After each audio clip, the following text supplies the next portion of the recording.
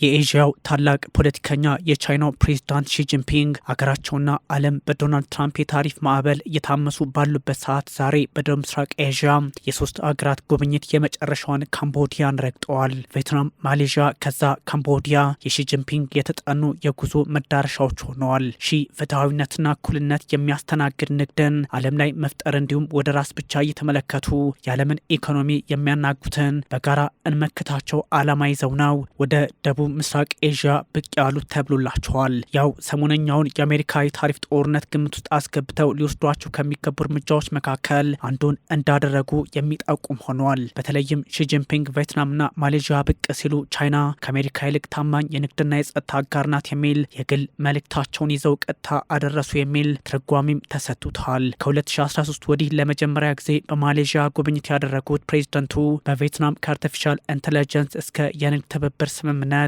የዘለቀ ውል ውስጥ መግባታቸው በተጨማሪ በባቡር መሰረተ ልማትና በሮድ ኤንድ ቤልት ኢኒሺየቲቭ ላይ ትኩረት ማድረጋቸው እኛ ከጎረቤቶቻችን ጋር በኢኮኖሚ ልማት እንጂ የጦር መሳሪያ እናስታጥቃችሁ በሚል እንደ አሜሪካ የጦር ሰፈር አንገነባም የሚል ትርጉም ያለው መልእክት ለመስጠትም ተጠቅመውበታል። የቻይና አመጣጥ ለሰላም ነው ብለዋል። ቀጠናውን አብረን እናሳድገዋለን የሚል ከወታደራዊ ይልቅ ኢኮኖሚያዊ መሰረቶች ላይ ትኩረት የናድርግ አቋማቸውን ማንጸባረቃቸውም ባለ 10 አባላቱ የደቡብ ምስራቅ ኤዥያ ሀገራት በዶናልድ ትራምፕ ታሪፍ በተበሳጩበት ሰዓት መሆኑ ደግሞ ትርጉሙን ለቤጂንግ ሁለንተናው ያደርገዋል። ቤጂንግ ለዓለም አማራጭ ሆና ብቅ እንዳለችም የሚጠቁም ነው። የራሳቸው የአሜሪካ ፖለቲከኞች ግፊት ለቻይና ከፍ ብሎ መምጣት እድሉን ፈጥሮላታል። ስብሰባው የሚሆነው እጅጉን መልካም ነው፣ ምክንያቱም ሁኔታዎች በሚያስደንቅ መንገድ ተለወጠዋል። የታሪፍ ውዝግቡ አደገኛ በመሆኑ ምክንያት ማለቴ ነው። እንደማስበው መልካም የሚሆን ይመስለኛል። ራሳቸው ፕሬዚዳንት ሺ የመጀመሪያ ግምገማቸውን በታሪፍ ዙሪያ ለማግኘት ይጠቅማቸዋል። ምን እየተካሄደ እንደሆነና ቀጠናው እንዴት ምላሽ እየሰጠ እንደሆነም ለመገምገም ያግዛል። በአሜሪካ የቀድሞ የማሌዥያ አምባሳደርና የሕግ ጉዳዮች ሚኒስትር መሐመድ ናዝሪ አብዱልአዚዝ እጅግ ወሳኝ ብዙ ነገሮችን በጉዞ ውስጥ ማንበብ ይቻላል በሚል ሀሳባቸውን ገልጸዋል። ከዚህ ባሻገርም ቻይና እየነገረችን ያለው ከአሜሪካ ይልቅ እኔ ታማኝ የንግድ አጋር መሆኔን እወቁልኝ ነው ብለዋል።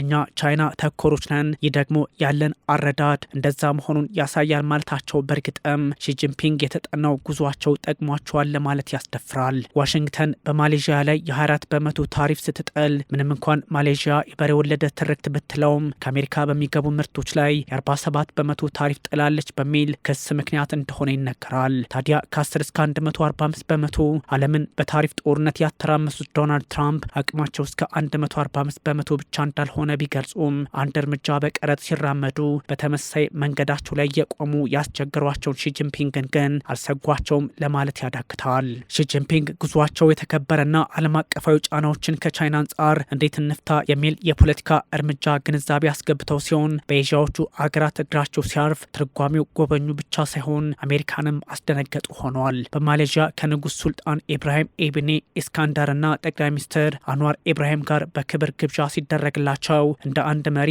አግባብነት ያለው ነው ለማለት ቢያስደፍርም የኮሚኒስቱ ሰው ግን በግብዣ ውስጥ የዲፕሎማሲ ስራን ሰሩም ተብሎላቸዋል። በሃኖይ ቬትናም ጠቅላዮችን አንድ ኃይል መራሽነትን እንዲሁም እኛን አትንኩን እናንተን ግን እንዳሻችን እናድርግ የሚሉትን አንቀበልም፣ የምንፈልገው ሁሉንም የሚያሳትፍ የበላይና የበታች የሌለባት ዓለም ነው የሚል አቋም መውሰዳቸው እንዲሁም ማስጠንቀቂያ መስጠታቸው በእርግጥም ዋሽንግተናውያኑን ላያስደነግጣቸው አይችልም።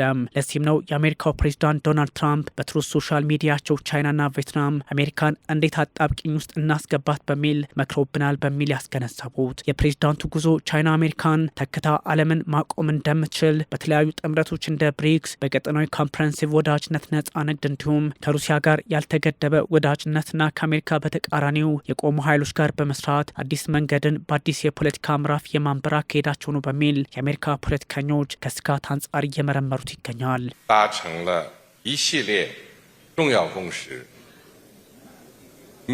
በጋራ በጥልቀት ያለንን ስፋት ያለው ትብብርን በተመለከተ እጅግ በርካታ የጋራ መግባባት ላይ ደርሰናል። በዓለም ስርዓት መናወጥና በኢኮኖሚ ዓለም አቀፋዊነት ላይ ማሌዥያና ቻይና ከቀጠናው ጋር አብረው ይቆማሉ። ጎራ መሰረት ያደረገ ዓለም አቀፋዊ ፍጥጫ እንዋጋለን። ጠቅላይነትና ወደ ራስ ብቻ መመልከትን በጋራ ለብሩ ነገሮች አብረን እንቆማለን። የቻይና ፖለቲከኞች ዶላር ከዓለም ገበያ ተጽዕኖ ፈጣሪነቱ ገሸሽ እስከሚደረግ ይሰራሉ። የቻይናን ምርቶች የሚገዙ ሁሉ በራሳቸው ገንዘብ እንዲሸምቱ፣ ቻይናም ከሀገራቱ ምርት ስታስገባ በራሷ ገንዘብ ዩዋን እንድትገበያይ እነ ሺጂንፒንግ እያበረታቱ ይገኛል። ይህ እስከሚሆን አይተኙም ነው አረዳዱ። ሺጂንፒንግ ከቬትናም ተነስተው ወደ ማሌዥያ ሲያቀኑ ከዛም ካምቦዲያ ሲገቡ ቻይና የማሌዥያ ግዙፍ የንግድ አጋር ከ2009 ጀምሮ መሆኗን ግምት ውስጥ አስገብተው እንደሆነ ተነግረዋል። የቤጂንግና ኳላሉምፑር በ2024 የንግድ ልውውጣቸው 212 ቢሊዮን ዶላር መድረሱን ግምት ውስጥ እንዳስገቡም ተነግሮላቸዋል። በአሁኑ ሰዓት የብዝሃ ዓለም እጅጉን ውጥረት ውስጥ በገባበት ጊዜ እያንዳንዱ ሀገር የጋራ ኃላፊነትን ችላ ሲል፣ እያንዳንዱ ደግሞ የማይናወጥ ቁርጠኝነቱን ያሳያል። የቻይና ዓለም አቀፍ ኢኒሼቲቭ አዲስ ተስፋን ይሰጣል። እነሱ የሚመለከቱት ወደ ውጭ እንጂ ወደ ውስጥ አይደለም። ቋንቋቸው ተገዳዳሪነት ሳይሆን እንታደስ ነው። ማሌዥያ በ10ሩ የደቡብ ምስራቅ ኤዥያ አገራት ጥምረት ውስጥ ተጽዕኖ መፍጠር የምትችል እንዲሁም በደቡባዊ የቻይና ባህር ይገባኛል ጥያቄዎችን የሚያነሱ ሀገራትንም እንዲሁ እምነት በቻይና ላይ እንዲኖራቸው የማድረግ አቅሙ እንዳላት ይነገራል። ማሌዥያ ከጥንትም ቢሆን በቻይና ተጽዕኖ አዎንታዊ በሆነ መንገድ አፈንግጥ አታውቅም የሚል ፖለቲካዊ አረዳድ እንዳለም ተነግሯል። በቻይና +1 ስትራቴጂ አካባቢውን ለመቆጣጠርም ውጥኑ አላቸው ሺጂንፒንግ ተብሏል። ቻይና +1 የቢዝነስ ስትራቴጂ ሲሆን ከቻይና ባሻገር ኩባንያዎች ምርታቸውን የሚያሰፉበት አካሄዳቸው ነው። በተለይም ቻይና በመካከለኛው ምስራቅ ያለውን ፖለቲካ ግምት ውስጥ ስታስገባ ማሌዥያ ቁልፍ ሚና እንደሚኖራት ሳይታለም የተፈታ ሆኗል። ቻይናና ማሌዥያ በፍልስጤም ሀገርነት እውቅና ላይ ወደኋላ እንደማይሉ መስማማታቸውም ይህኑ የሚጠቁም ያደርገዋል። ሙስሊሞች የሚበዙባት ማሌዥያ ጋዛ ላይ ያላት አቋም ጠንከር ያለ በመሆኑ ጂኦፖለቲካውን ከቀጠናው ራቅ ብሎ ለመቀየስም ሺጂንፒንግ ይጠቀሙበታል ተብሏል። ውጥረቶችና ጉዞ አንድ ላይ መታየት በሚችሉበት አጋጣሚ ቤጂንግ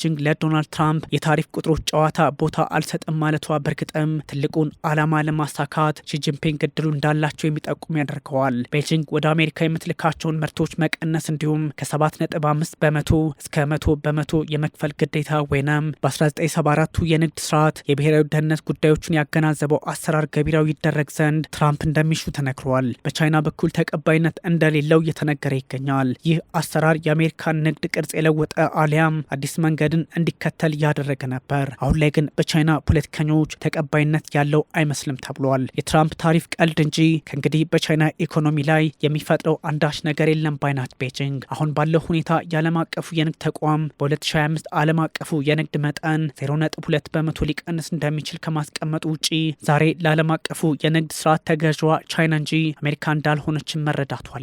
ታዲያ ሺጂንፒንግ በፈረንጆቹ 2016 ካምቦዲያን ጎብኝተው ነበር።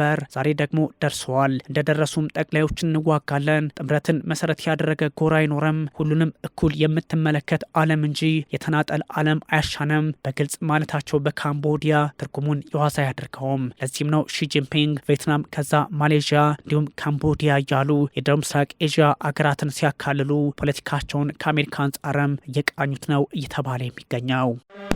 Welcomed into Malaysia, the second stop on Chinese President Xi Jinping's mission